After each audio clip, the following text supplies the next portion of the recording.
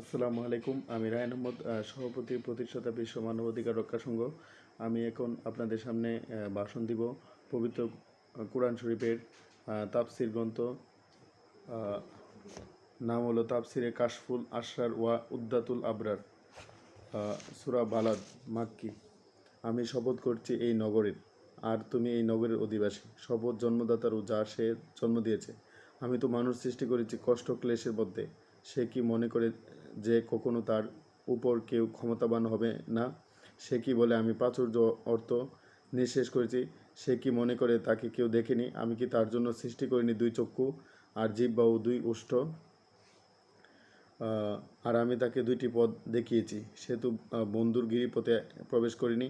তুমি কি জানো বন্ধুর গিরিপথ কি? তা হচ্ছে দাস মুক্তি, অথবা দুর্ভিক্ষের দিনে আহার্য দান, ইয়াতিম আত্মীয়কে, অথবা দারিদ্র নিষ্পেষিত নিঃস্বকে। তদুপরি সে অন্তর্ভুক্তই মুমিনদের এবং তাদের যারা পরস্পরকে উপদেশ দেয় ধৈর্য ধারণের ও দয়া দাক্ষিণ্যের। এরাই সৌভাগ্যশালী।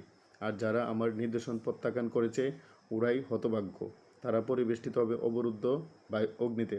এ সূরায় আয়াত সংখ্যা 20, শব্দ সংখ্যা 72 এবং হরফ 330। পুরো সূরা মক্কায় অবতীর্ণ হয়েছে।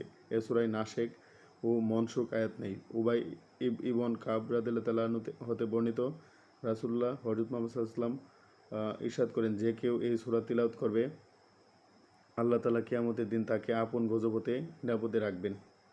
নবীজির সম্মানার্থে মক্কা নগরীর নামে শপথ। আমি শপথ করছি, জেনে রেখো যে লা এখানে কসমকে নাকচ করা বোঝানোর জন্য আসেনি, বরং তা আরবদের এই বাচনভঙ্গি অনুসারে এসেছে। না আল্লাহর কসম, আমি এরূপ করিনি।